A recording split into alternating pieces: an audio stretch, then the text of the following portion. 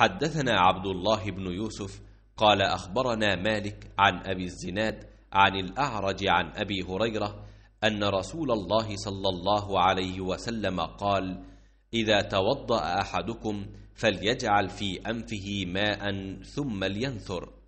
ومن استجمر فليوتر، وإذا استيقظ أحدكم من نومه فليغسل يده قبل أن يدخلها في وضوئه، فإن أحدكم لا يدري أين باتت يده। रसूल अल्लाह सल्लल्लाहु अलैहि वसल्लम ने फरमाया कि जब तुम में से कोई वज़ू करे तो उसे चाहिए कि अपनी नाक में पानी दे, फिर उसे साफ़ करे, और जो शख्स पत्थरों से इस्तंजा करे उसे चाहिए कि बेजोड़ अदद यानी 1 या 3 से इस्तंजा करे। और जब तुम में से कोई सोकर उठे तो वज़ू के पानी में हाथ डालने से पहले इसे धो ले, क्योंकि तुम में से कोई नहीं जानता कि रात को उसका हाथ कहाँ रहा है। सही बुखारी हदीस नंबर 162।